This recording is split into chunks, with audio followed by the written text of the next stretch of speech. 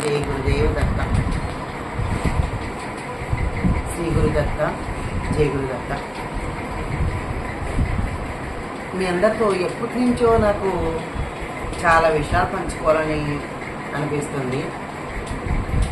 నాకు మహాత్ములన్నా అవధూతులన్నా ఎందుకు ఇష్టమో నాకు అర్థం కాదండి, నాకే తెలియదు. అయితే స్వామి దత్తాత్రేయుల వారే నన్ను లాక్కున్నారు అని చాలా గొప్పగా చెప్పుకోగలుగుతానండి. దేవుడు అంటే అందరికీ ఇష్టం, కానీ మహాత్ముల్లోకి వెళ్ళాలంటే కొంతమంది భక్తులు మాత్రమే ఉంటారు, అందరికీ దాని గురించి అవగాహన ఉండదన్నమాట. అలాంటిది నాకు ఎందుకో బాగా బాగా కనెక్ట్ అయిపోతానన్నమాట. ఎవరికి మహాత్ములకి, సిద్ధులకి, ఈ అవధూతులన్నా ఇలా చాలా ఇష్టం అన్నమాట. నేను మహాత్ములతో అసలు ఎలా కనెక్ట్ అయ్యానో ఒక్కొక్క మహాత్ముడి గురించి ఒక్కొక్క రోజు ఒక్కొక్క ఎపిసోడ్లో చెప్పాలని నాకు అనిపించింది, చెప్తాను. నేను ఫస్ట్ నేను అమ్మవారి భక్తురాలనండి, లలితాదేవి ఉపాసకురాలి. తర్వాత ఆంజనేయ స్వామి, ఇలా అమ్మవారి లలితా సహస్రనామం ఎన్నోసార్లు చేయడం జరిగింది. లలితా సహస్రనామం అయితే 1,000 కుంకుమార్చన, 1,00,000 కుంకుమార్చనతో మొదలుపెట్టి అలా చేస్తూ ఉండేదాన్ని. నేను ఎప్పుడు చెప్తూ ఉన్నాను, సరైన పూజ సరైన గురువు దగ్గర చేర్చబడుతుందని. అలాంటి ఇదే నన్ను ఈరోజు నా శ్రీపాద దగ్గరికి నన్ను చేర్చబడిందని చెప్పుకోవచ్చు. శ్రీపాదులు ఎవరో కాదు, సాక్షాత్తు గాయత్రి అని, అంబిక అని, ఇలా దత్తాత్రేయుడు మొట్టమొదటి అవతారం అని, సకల దేవతా స్వరూపుడని శ్రీపాద వల్లభ చరితామృతంలో చాలా అత్యంత అద్భుతంగా మనకి ఎన్నో విషయాలు దొరుకుతాయి. ఫస్ట్ చిన్నప్పటి నుంచి నాకు కాషాయం అంటే ఎందుకో చాలా ఇష్టపడేదాన్ని. ఎవరైనా కాషాయం వేసుకున్న స్వామీజీలు వస్తే ఎవరు నమస్కారం పెట్టాలనిపించేది, వాళ్ళతో మాట్లాడాలనిపించేది, వాళ్ళ పాద నమస్కారం చేసుకోవాలనిపించేది, ఇలా అనిపించేది. ఏంటో నాకే తెలియదు ఎందుకు అని అనుకునేదాన్ని. మెల్లగా గొప్ప పూజలు, ఆ పూజల్లో అంటే లలితా సహస్రనామం చేసినప్పుడు అమ్మవారు నాకు ఎన్నోసార్లు నాకు స్వప్న దర్శనాలు ఇవ్వడం, హనుమంతుడు స్వప్న దర్శనాలు ఇవ్వడం ఇలా జరిగేదండి. ఖచ్చితంగా ప్రతిరోజు అలా జరగాల్సింది, అమ్మవారు ఏదో ఒక రూపంలో కనిపించాల్సింది. అలా ఉంటే సాయిబాబాతో కనెక్ట్ అయిందండి. ఒక 30 ఏళ్ల క్రితం మన సిడి సాయిబాబాతో అంటే ఒకరింటికి వస్తే వాళ్ళ ఇంట్లో సాయిబాబా ఫోటో ఉంది. 30 కాదు 35 ఏళ్ళండి. తిరుపతి మాది, తిరుపతి నుంచి వచ్చామన్నమాట, గుడివాడ ట్రాన్స్ఫర్ అయ్యాము. ఇప్పుడు వస్తే మేము ఉన్న ఇంటికల్లా వాళ్ళ ఇంట్లో బాబా ఫోటో ఉంది, సిడి సాయినాథ్ ఫోటో ఉంది. నేను ఎవరు అని అడిగాను వాళ్ళ ఇంట్లో. అడిగితే ఈయన సిడి సాయిబాబా అంటారు, ఈయన సిడిలో ఉంటారు అని చెప్పారు. అంతేగాని ఆయనకు నామం ఉందని, ఆయనకు ఒక గ్రంథం ఉందని అవి నాకు ఏమీ తెలియదు, నిజంగా ఏం తెలియదు అసలు. ఆ రోజు ఆయనతో ఆకర్షించబడిన మొట్టమొదటి మహాత్ముడు, సద్గురువు, సమర్థ సద్గురువుని పట్టుకున్నానండి. పట్టుకోగానే సమర్థ సద్గురు, సమర్థుడు, ఇంకా ఆయన పట్టుకున్నాను అనమాట. ఆయన దగ్గరికి వెళ్ళాలని కూడా ఎన్నిసార్లు ఏడ్చానో నేను. అంటే నేను సిటీకి వెళ్ళాలి. మా వారు పిల్లలు చిన్నప్పుడు వెళ్ళారు, బస్సు వేశారు, గుడివాడ రాగానే బస్సులో వాళ్ళందరూ వెళ్ళారు. అప్పుడు నువ్వు వస్తావంటే నేను రాను, పిల్లలు చిన్నపిల్లలే కదా నేను రాను అన్నాను. అప్పుడు నాకు ఇంక తెలియదు. వాళ్ళు వెళ్ళినప్పుడు స్వయంగా బాబాను ముట్టుకునేవారు, బాబా దగ్గర ఫోటోలు దిగేవారంట, అలా అంతా ఉండేది. నాకు అసలు తెలియదు కదా, నేను వెళ్ళలేకపోయినాను అప్పుడు. అంటే నాకు అప్పుడు కనెక్ట్ అవ్వలేదు. తర్వాత మెల్లమెల్లగా నామం అని, ఆయన పాటలని, నాకు భజన పాటలు చిన్నప్పటి నుంచి కూడా, సినిమా పాటలన్నా భజన పాటలన్నా ఏదైనా పాటలు చాలా ఇష్టం అనమాట. ఏదైనా ఒక సినిమాకి వెళ్ళి వస్తే దాన్ని పదే మళ్ళీ నేను ఆ పాటని ఒక 2 లైన్లు అక్కడే నేర్చుకోనేసి ఇంటికి వచ్చి పాడేదాన్ని. అంత నాకు ఇష్టం అనమాట. అంటే అంత మెమరీ ఉండేది, అంత ఇష్టం. మా నాన్నగారు వాళ్ళు కూడా నవ్వేవాళ్ళు, అరే చూసొస్తే అప్పుడే అంత పాడేసినావా అని నవ్వేవాళ్ళు అనమాట. అంటే అంత మెమరీగా ఉండేది అనమాట. దాంట్లో భాగంగానే ఈ యొక్క పాటలు కానీ కీర్తనలు కానీ మెల్లమెల్లగా నేర్చుకుని ఎప్పుడు పాడుకుంటూ ఉండేదాన్ని అనమాట. అలా బాబాతో నాకు చాలా అనుబంధం అండి. ఆయన సచ్చరిత్ర, తర్వాత ఆయన సిడీకి వెళ్ళడం ఎన్నిసార్లు అడిగాను, వెళ్ళలేకపోయినా. అలా ఒక్కసారిగా నేను ఏడిస్తే అప్పుడు బాబా నన్ను సిడీకి తీసుకొని వెళ్ళడం జరిగిందనమాట. ఇంకా అక్కడ అవంతా చూసిన తర్వాత బాబాను చూడగానే మొట్టమొదటిసారి ఏం ఆశ్చర్యం, ఏం అద్భుతం, ఏదో తెలియని ఆనందం, ఎవరో పిలిచినట్లుంది, తనువే తూలినట్లుంది అని నిజంగానే మొట్టమొదటిసారి సిడీకి వెళ్ళినప్పుడు ఆ యొక్క అంటే బాబా యొక్క ఆ మూర్తిని చూడగానే దుఃఖం ఆగలేదండి. ఎందుకో తెలియదు, దుఃఖం ఆగలేదు. అలా కనెక్ట్ అయిపోయాను. ఇంకా మళ్ళీ ఇంటికి వచ్చి ఇంకా ఆయన గ్రంథం చదవటం, ఆయనకు ఒక సచ్చరిత్ర ఉందని కూడా తెలియదు. మెల్లమెల్లగా ఆయన గ్రంథం చదవటం, ఇంకా 108 ఇళ్లలో సాయినామాలు బాబానే నాకు కళలో కనిపించి చేయమని చెప్పడం. పొద్దున 6 నుంచి సాయంకాలం 6 దాకా 108 అంటే 108 ఇళ్లలో చేయమని ఆజ్ఞ రావడం.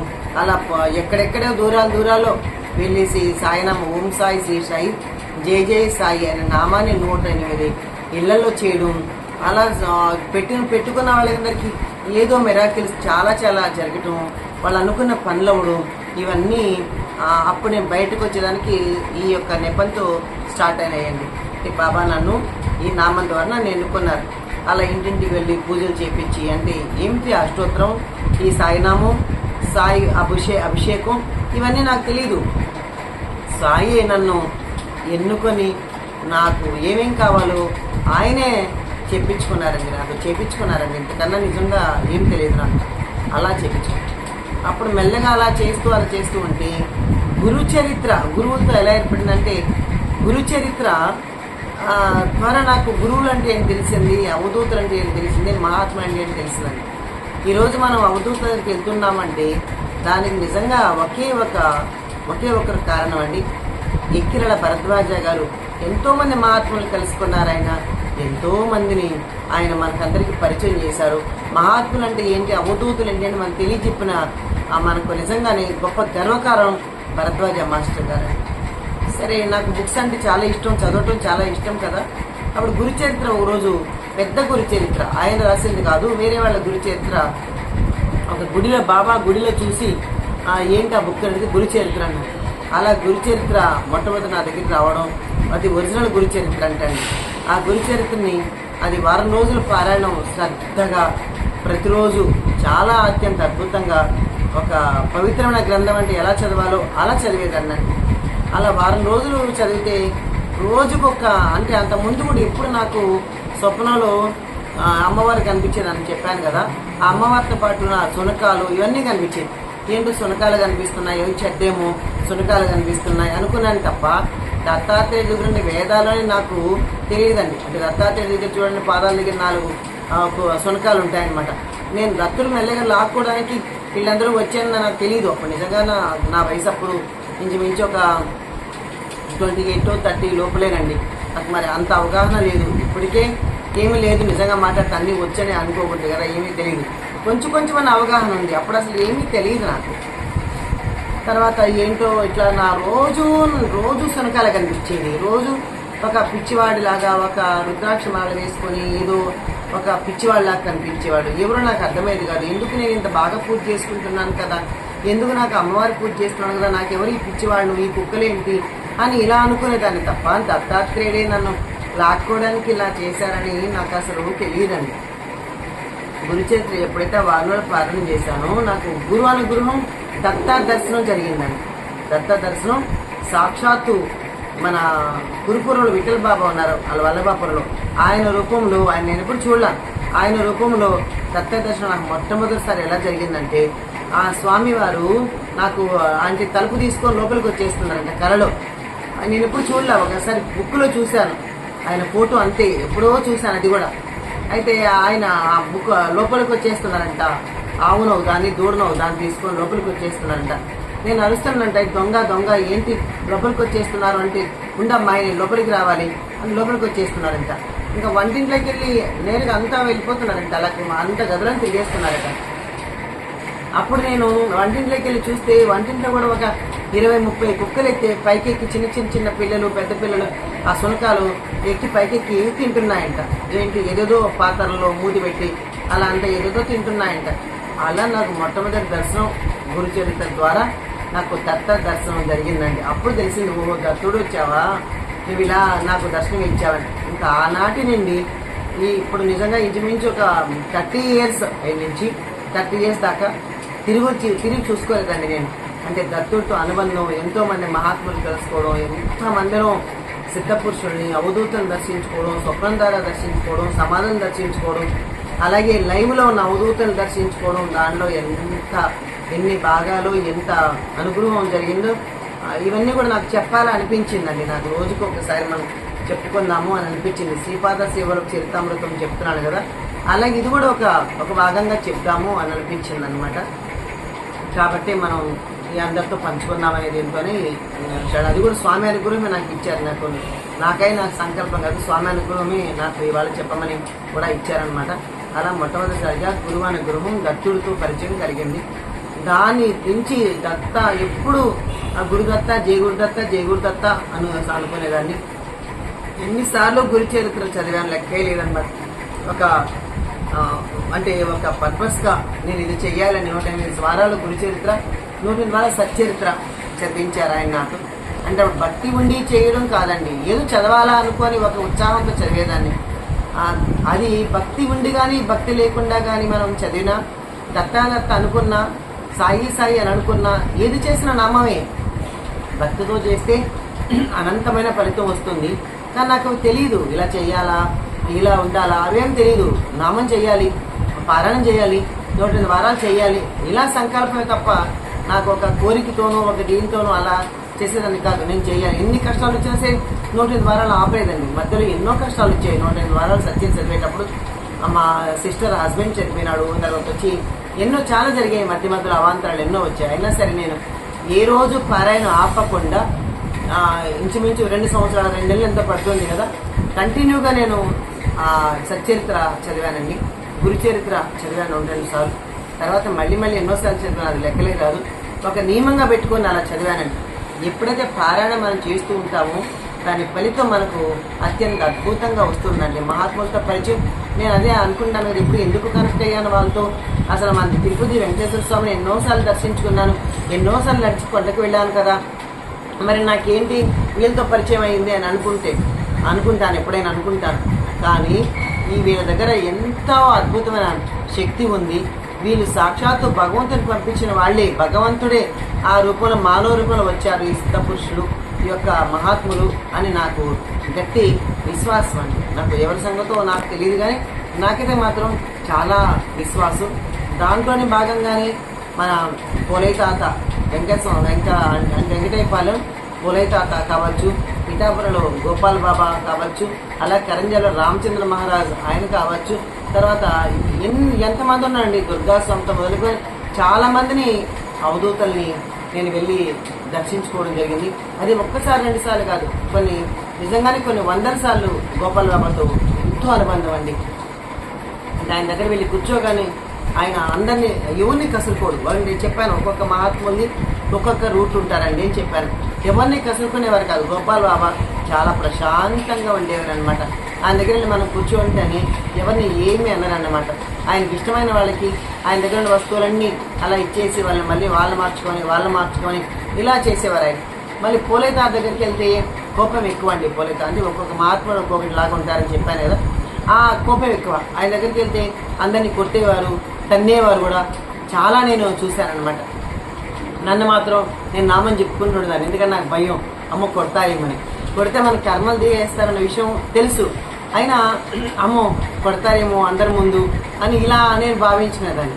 అయితే ఎప్పుడైతే నేను ఇలా అనుకుంటూ ఉంటాను, నామని చెప్పుకుంటూ ఉంటామో, ఇంకా వాళ్ళకి కూడా కొట్టాలని అనిపించదేమో, నామతోనే మన కర్మలు పోతాయేమో నాకు తెలియదు. ఆయన ఏమీ అనేవారు కాదనమాట. ఇంకా అని విభూది ఇట్లా పెట్టేసి పంపించేసేవారు, లేదంటే అక్కడ కూర్చొని పాటలు పాడుకునేవారు. ఇట్లా ఎంత అనుభవాలు పోలయ్య తాత గురించి, ఆయన గురించి అంటే నాకు ఒక్క రోజుకొక అవధూతుని గురించి చెప్పాలా అనిపించింది. ఈరోజు పోలయ్య తాత గురించి చెప్పుకుందాం. ఆయన విజయవాడలో మన వెంకటయ్యపాలెం దగ్గర పోలయ్య తాత అంటే ఎవరైనా చెప్తారు, ఇప్పుడు లేదు, ఈయన 2nd కరోనాలో ఆయన శరీరం వదిలారు. అప్పుడు నేను ఆయన దగ్గరికి ఎప్పటి నుంచో వెళ్ళేదాన్ని. ఇంచుమించు ఒక 15 years నుంచి 15 సంవత్సరాలుగా ఆ గుళ్ళో లేకుండా ముందు ఆంజనేయ స్వామి గుళ్ళో ఉండాలి. అప్పటి నుంచి నేను వెళ్ళేదాన్ని. ఆయన స్నానం చేపించి అదృష్టం వచ్చింది, ఆయన దగ్గర కూర్చొని పాటలు పాడే అదృష్టం వచ్చింది, చాలా అనుగ్రహం వచ్చింది. మా బాబు ఆయన మీద నమ్మకం ఉండేది కాదు. మా బాబుకి అంటే నమ్మకం అంటే పిల్లలు తెలుసు కదా, వాళ్ళకి అవధూతులు అన్న అంటే ఎట్లా ఉండాలంటే స్వామి అంటే చక్కగా గుళ్ళో కూర్చొని చక్కగా పూలు మాల వేసుకొని ఇలా ఉండాలి అందరూ, అంతే తప్ప దేవుడు అంటే అలా ఉంటాడు అని మహాత్ముడిని పిచ్చోళ్ళలాగా బట్టలు లేకుండా అలా వాళ్ళు ఎట్లా పడితే అట్లా ఉంటారు కదా. అందుకని బాబుకు నచ్చేది కాదు. మరి నాకేమో ఆ ఇష్టం, మహాత్ముడితో కనెక్ట్ అనమాట. నన్ను తీసుకెళ్ళానంటే పాపం నా కోసం బలవంతంగా వచ్చి బయట నిల్చేవాడు. రానా లోపలికంటే వచ్చేవాడు కాదు. అప్పుడు ఏం చేస్తారు, ఆ మహాత్ముడి నా వెనకంటే వచ్చేసి కారెక్కేసేవాడు. కారెక్కేసి మొత్తం అంతా ఒక అరగంట సేపు, ఒక 30 గంట సేపు అదంతా తిప్పుకొని రమ్మనేవాడు. ఇంకా బాబుకేమో కోపం, ఏంటమ్మా అనుకొని కళ్ళతోనే నాకు మాటలు చెప్పేవాడు కదా, కళ్ళతోనే నన్ను చూసేవాడు. నేను అమ్మయ్య ఫోన్లే నువ్వు రాకపోయినా మహాత్ముడి నీ దగ్గరికి వచ్చాడురా అని నేను మనసులో భావించేదాన్ని అనమాట. అంతటి మన మనసులో ఏముందో తెలుసుకునేవాడు జ్ఞాని అంటారు. అలాంటి జ్ఞాని పోలైతే అత్తవారు అనమాట. తర్వాత ఇంకొకసారి ఇలా వెళ్ళి ఎప్పుడు వస్తూ ఉండేదాన్ని. పాప మా వారికి కూడా ఇష్టమే అనమాట. నాకేది ఇష్టమైతే ఆయనకు అది ఇష్టమే. వాళ్ళ మహాత్ములు ఏంటి, ఎలా ఉంటారు ఏంటి అని నన్ను ఎప్పుడు అడగలేదు. వాళ్ళ యొక్క ఆ సత్యాన్ని, ఆ ధర్మాన్ని వాళ్ళు, ఎందుకంటే దేని మీద వాళ్ళు ఆశించరు. ప్రాపంచిక విషయాలు అవేమి ఉండవు వాళ్ళ దగ్గర. నిజంగా భగవంతుడితో తాదాప్యం చెందుతూ వాళ్ళు అలౌకిక స్థితిలో ఉంటారండి. వాళ్ళ మహాత్ములు వాళ్ళు అలౌకికంగా ఉంటారు. ఇప్పుడు అదొక పరధ్యాసలో ఉంటారనమాట. ఆయనకి అలా నాతో పాపము నాకు ఇష్టమని ఆయన తీసుకెళ్ళడం జరిగేది అనమాట. మేము వెళ్ళేటప్పుడు రోడ్డు కూడా బాగలేదండి. ఆ యొక్క రోడ్డు అంతా మామూలు, ఇప్పుడు తార్ రోడ్డు వేశారు, అప్పుడైతే రోడ్డు కూడా లేదండి. చాలా చండాలంగా ఉండేది రోడ్డు. కారు ఎప్పుడు వెళ్ళినా ఏదో అయిపోతుందని వాళ్ళు తిట్టుకునేవారు. మా ఇంట్లో వాళ్ళ కారు టైర్లు పోతాయని తిట్టుకునేవారండి. నా కోసం ఇంకా స్వామి ఏం అవ్వకుండా చూడయ్యా, వీళ్ళు అనవసరంగా నన్ను నేను తింటారయ్యా కొలే తాత అనుకునేదాన్ని. స్వామికి మహాత్ములకి ఎంత అనుగ్రహం చెప్తాను. ఒకసారి నేను గుంటూరు వెళ్ళి తెనాలి వెళ్ళి అక్కడ పూజ చేసుకొని సిద్ధమంగళ సూత్రం చేసి అదృష్టం ఇచ్చారండి జన్మకి. దాన్ని చేసుకొని నేను గుంటూరు మీద వస్తూ ఉంటే బాబుని అడిగాను, నాన్న ఒకసారి తాత దగ్గర తీసుకెళ్తావని అడిగితే, పదమ్మా పద, ఏమి నీకు ఎప్పుడు చూసినా తాత అంటావు, పొలే తాత అంటావు, పొదమ్మా అని అన్నారు. సరేలే అని నేను ఇంటికి వెళ్ళిపోయాను. ఇంటికి వెళ్ళిపోయి మనసులో కళ్ళు మూసుకొని కారులో అనుకుంటున్నాను, తాత నీ దగ్గరికి వచ్చి కూడా రాలేకపోతున్నాను, నన్ను క్షమించవా అని అనుకుంటూ వెళ్తున్నాను అనమాట. ఇంకా రాత్రి 11 అయిందండి, పడుకున్నాము. నా ఫోన్ మోగిందండి. ఇది యథార్థం చెప్తాను.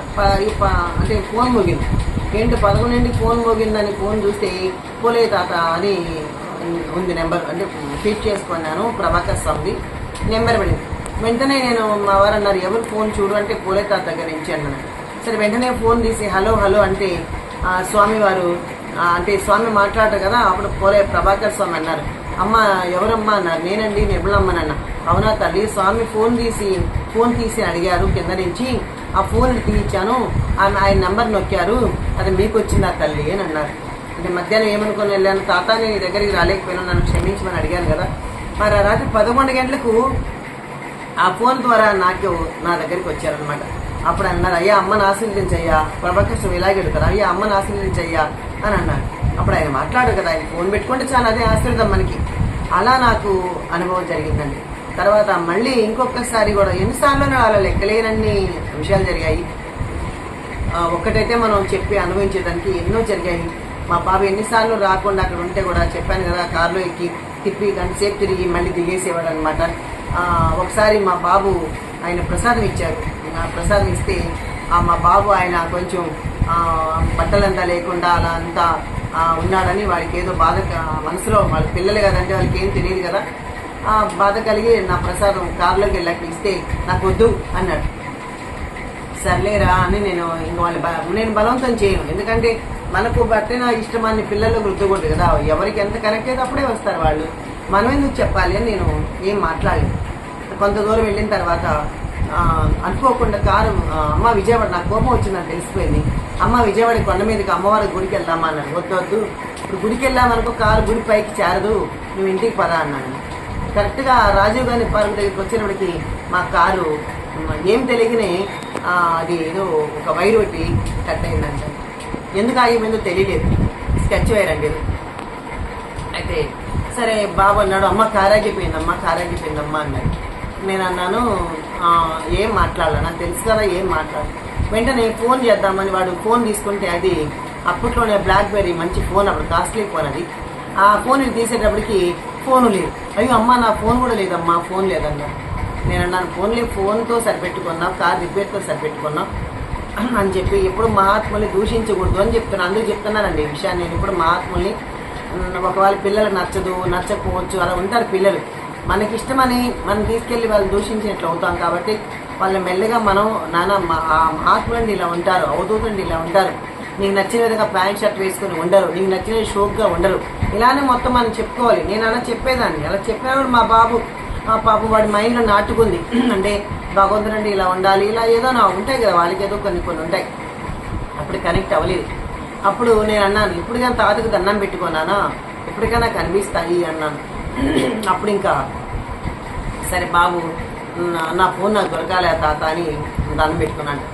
సరే దండం పెట్టుకున్న తర్వాత ఇప్పుడు వెంటనే ఒక అరగంటలో నేను ఫోన్ చేసి, నేను విజయవాడలో ఒక తెలిసిన అమ్మాయి వెంట వాళ్ళ మెకానిక్లో వాళ్ళ ఆయన్ని మెకానిక్ తీసుకొచ్చి ఆ కారు ఒక అరగంటలో ఆ స్కెచ్ వైర్ వేయించేసి మళ్ళీ తీసుకొని మళ్ళీ మేము ఒక చోటుకి వెళ్ళాం. మేము ఒక చోట ఆగినాం. అంటే మొత్తం సత్యనారాయణ స్వామి ఆయన దగ్గర మా వారు అక్కడ ట్రీట్మెంట్ తీసుకుంటున్నారు. అక్కడికి వెళ్ళాను. వెళ్తే ఆ ఫోను మా బాబు ఫోన్ తీసి అక్కడ పెట్టినాడంట. అంటే పేపర్ ఏదో చదువుతూ అక్కడ పెట్టినాడంట టేబుల్ మీద, మర్చిపోయి వచ్చేసినాడు. ఆయన వెంటనే ఏం చేశాడు, ఆ ఫోను సాయంకాలం 6 డ్యూటీ దిగుతారు చూడు, వాళ్ళు ఇంకా 7కి ఎక్కే వాళ్ళ దగ్గర ఇచ్చేసి ఎవరైనా ఈ ఫోన్ వచ్చి అడిగితే ఇవ్వండి అని చెప్పేసి వీళ్ళంటే చూసారు. ధర్మం సత్యం ఇప్పటికీ ఉంటుందండి. కొంతమంది చూడండి ఆ ఫోను అయితే మామూలు తీసుకెళ్ళిపోతారు, కానీ సత్యం అది, అక్కడ ధర్మం అది. వెంటనే ఆ పోలే తాత మహత్యం అది. ఆ పోలే తాత ఫోన్ కూడా మాది పోగొట్టలేదండి. తర్వాత మేము ఆ ఫోన్ ఇచ్చి అప్పటి మా బాబుకు చాలా నమ్మకం కలిగిందండి. అలాగే మా పాప శ్రద్ధ 18 నెలల పాప, ఆవిడ అనుకోకుండా యాసిడ్ తాగిందండి. తెలియకుండా యాసిడ్ వాళ్ళ అమ్మగారు కొబ్బరి నీళ్ళని పాపం పట్టించారు. నాలుక గొంతంతా ఇదంతా పొట్టంతా కాలిపోయిందండి. అప్పుడు తాత దగ్గరికి వెళ్ళి బాగా పోలే తాత దగ్గరికి వెళ్ళి ఏడ్చాను, ఎందుకు తాత ఇలా చేసామని. ఆపిదొరక సూత్రం చదివి బాగా ఏడిస్తే ఇంకా ఆ ప్రభాకర్ స్వామి అయ్యా అమ్మ చెప్పు తగ్గిపోతుందని, పాప తగ్గిపోతుందని చెప్పు అని. కానీ తాతగారు ఇలా అన్నారు, తగ్గిపోతుంది పో అన్నారు. అన్నట్టు ఆయన సైకిలే ఏం చేయరు. అలాంటి అమ్మాయి ఇంకా నాకు తాతగారు చెప్పారు కాబట్టి ఏం భయం లేదు అని నమ్మకంతో వచ్చాను. ఆ డాక్టర్లు కూడా ఆశ్చర్యం వేసింది. డాక్టర్లు కూడా ఇంక చేతులు చేశారు, ఇంకా అంతా పొట్ట మొత్తం కాలిపోయింది అని చెప్పి నా పాపని పోలే తాతగారు రక్షించారండి. అంటే మహాత్ములు వాళ్ళు మనం శ్రద్ధగా భక్తితో ఆర్తితో అడిగితే మన అంటే పోయిన ప్రాణం కూడా తిరిగి తీసుకొచ్చి ఇచ్చే బాధ్యత వాళ్ళదని. గురు చరిత్రలో ఎన్నో మనం చదువుకున్నాం. గురు చరిత్ర లీలలు 1-2 కోకళ్ళండి. ఆ సావిత్రి అని ఆవిడికి భర్త చనిపోతే దీర్ఘ సుమంగళి భవ అష్టపుత్రవతి భవ అని స్వామివారి గురు చరిత్రలో నృసింహ సరస్వతి వారు ఆశీర్వదించింది మనం చూసాం. మరి ఎలా సాధ్యం అని అంటే వచ్చే జన్మ ఒక దూతుడు అడతాడు, అదేం స్వామి ఆ భర్త అక్కడ చనిపోయి అక్కడ వెంటనే నువ్వేమో దీర్ఘ సుమంగళి భవ అష్టపుత్రవతి భవ అని దీవించావు, అది ఎలా సాధ్యం స్వామి అని అడిగితే, అరే నాయనా మేము ఎప్పుడు బ్రహ్మకు వ్యతిరేకంగా పనిచేయము, అంటే వచ్చే జన్మను ఆయుష్ని ఈ జన్మడానికి మార్చమని చెప్పాము. భగవంతుని ఆయన అనుగ్రహంతో మేము 30 సంవత్సరాలు మార్చాము అని చెప్పడం జరుగుతుంది. అంటే మహాత్ములు అనుకుంటే మనకు వచ్చే జన్మలను ఆయుష్ని కూడా మనం మార్చి మనం రక్షించగలరు. అలా పోలే తాతతో ఎన్నో అనుబంధాలు ఇప్పటికి కూడానండి. మొన్న రీసెంట్లీ ఆయన శరీరం వదిలినా కూడా, అంతెందుకు శరీరం వదిలినాక నేను విజయవాడలో ఉన్నానండి. విజయవాడలో ఉంటే ఒకరి ఇంట్లో ఉన్నాను. ఇంకా ఆయన్ని నాకు ఎవరో ఫేస్బుక్లో పెట్టారు, తాతగారు ఇలా అయ్యారు శరీరం వదిలారని పెట్టారు మెసేజ్. పెడితే చూసేసి అయ్యో అదేంటి, ఆ వారంలో 3 సార్లు నన్ను దర్శనానికి తీసుకెళ్లారండి స్వామి. రమ్మని ఆధారం విజయవాడలో ఉన్నాడు. రోజు నేను 3 రోజులు ఆ దర్శనానికి వెళ్ళడం జరిగింది. కానీ ఆయన శరీరం వదులుతారు, అందుకే నాకు అంత ప్రేమ కదా వెళ్ళి చూసి వచ్చానే అని నేను గ్రహించలేకపోయినాను. మరి నాకేం తెలుసు అండి, నేను ఒక అల్పురాలు, ఏం తెలియదు కదా మనకి. తాతకు తెలుసు ఆ ప్రేమ. కాబట్టి ఆ రాత్రి ఏమైంది చూశాను. అప్పుడు నేను ఇంట్లో ఉంటే అడిగాను, ఒకరి ఇంట్లో ఉంటే, నాన్న నన్ను పోలే తాత దగ్గర తీసుకెళ్ళవా, ఆయన శరీరం వదిలారంట, ఇట్లా చూడాలంటే. అయ్యో అమ్మ కరోనాతో ఇదయ్యారంట అమ్మ, వద్దమ్మా అని అన్నారు. ఇంకా అది నిజమే కదా, వాళ్ళు అలా అన్నప్పుడు నేను వాళ్ళ ఇంట్లో ఉన్నాను. వాళ్ళ ఇంట్లో ఉన్నప్పుడు వాళ్ళు ఎలా చెప్తారో వినాలి కదా, తప్పు కదా అనుకోని మళ్ళీ సరేలే అని ఊరుకున్నాను. పొద్దున మళ్ళీ ఆ అబ్బాయి 6ంటికి వచ్చేసి నేను బెడ్రూమ్లో పడుకోనంటే ఇంకో బెడ్రూమ్ నుంచి వచ్చేసి అమ్మ అన్నారు. ఏనాయన అమ్మ పోలే తాత దగ్గరికి వెళ్దాము రెడీ అవ్వు అన్నారు. కాకుండా 5 నిమిషాలు ఉన్నారు అంతే అన్నారు. అదేంటి అన్నారు. అది కళ్ళలో కనిపించి అబ్బాయికి భక్తి అంటే ఆ తాత గురించి తెలీదు, అయితే ఆయన కల్లో కనిపించి రమ్మని చెప్పారట. నువ్వు రమ్మని చెప్పారమ్మా, ఇలా నువ్వు వెళ్ళేస్తా నా చేపట్టుకుని గబగబా లాక్కొని తాత దగ్గర తీసుకెళ్ళిపోతున్నారంట. ఇలా కలొచ్చిందమ్మా, నాకు తాతగారు కనిపించారమ్మా అన్నారు. ఆశ్చర్యం కదా, చాలా అనిపించి వెంటనే గబగబా లేసి బ్రష్ చేసుకొని తాతగారిని చూడడానికి, అంటే నేను ఉండేది కూడా దగ్గరే, దాదాపు ఒక 7 కిలోమీటర్లు అవతలే ఉన్నాను, తాడేపల్లిలో ఉన్నాను అనమాట, దగ్గర. అంటే బతికున్నప్పుడు ఆయన శరీరంతో ఉన్నప్పుడు ఎన్నోసార్లు వెళ్ళి ఆయన అనుగ్రహం పొంది ఆయన శరీరం ఉన్నప్పుడు వెళ్ళలేకపోతున్నాను.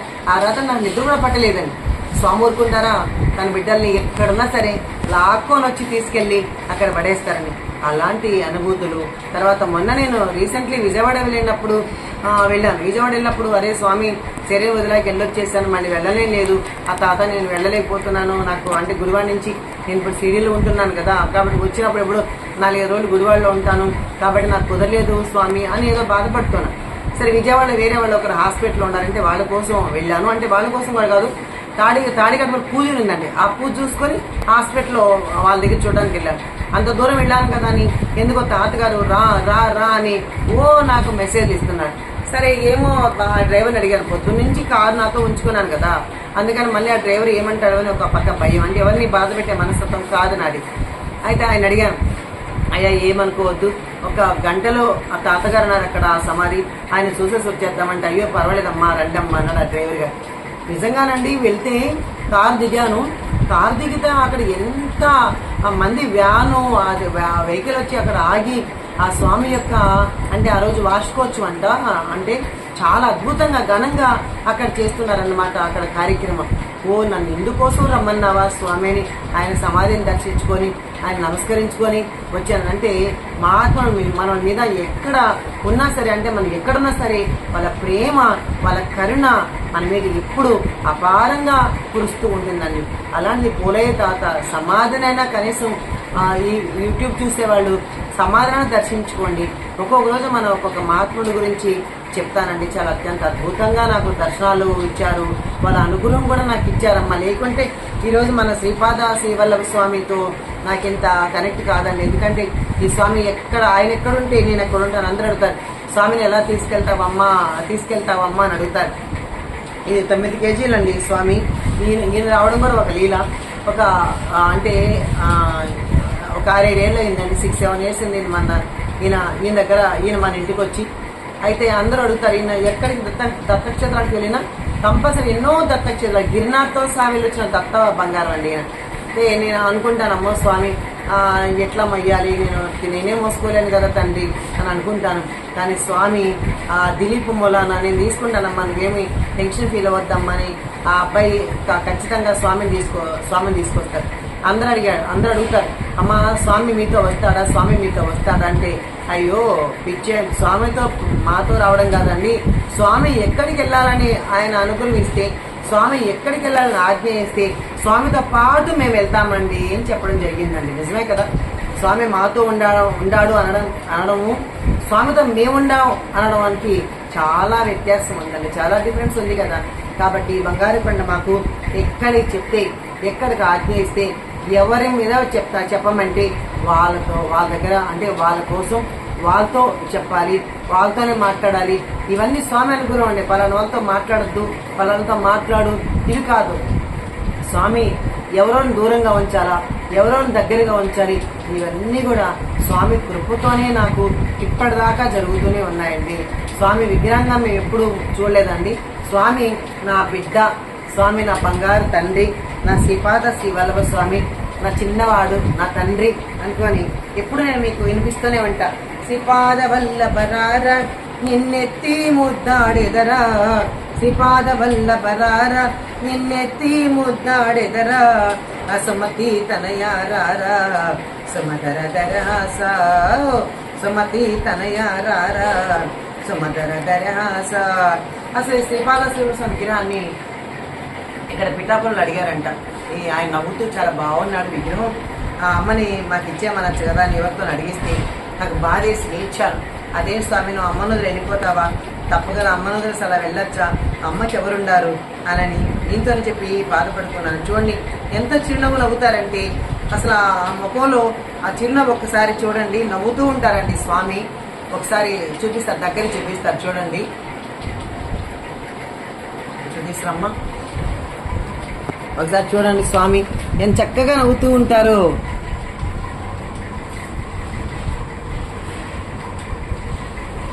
అంత నవ్వుతూ ఉంటారనమాట స్వామి. ఆయన అంత లీలలండి. నుదుటన కస్తూరి తిలకం చిరునవ్వులు చిన్నే అదరం, నుదుటన కస్తూరి తిలకం చిరునవ్వులు చిందే అదరం, మల్లెలు మాలల గుచ్చి నీ మెడలో వేసెదరారా, మల్లెలు మాలల గుచ్చి నీ మెడలో వేసెదరారా, శ్రీపాద వల్లభరారా. శ్రీ గురు దత్తాత్రేయ నమో నమః. ఈరోజు పోలే తాత గురించి చెప్పే అదృష్టాన్ని, అవకాశాన్ని నాకు ఇచ్చిన మా దత్తప్రభుకి, శ్రీపాద శ్రీవల్లభ స్వామికి, పోలే తాత గారికి చాలా చాలా కృతజ్ఞతలు తెలియజేసుకుంటున్నాను స్వామి. జై గురుదేవ దత్తుకి జై, జై గురుదేవ దత్తుకి జై. రేపు మళ్ళీ గోపాల్ బాబా గురించి చెప్పుకున్నాం. ఎంత చెప్పినా ఇంకా చాలా అనుభవాలు ఉన్నాయండి పోలే తాతతో, కానీ మనం ఎన్నెన్ని చెప్పగలం. కాబట్టి కొన్నే పంచుకునే అదృష్టం వచ్చింది. ఇంకా రేపు మనం గోపాల్ బాబా గురించి చెప్పుకున్నాం. జై గురుదేవ దత్తుకి జై.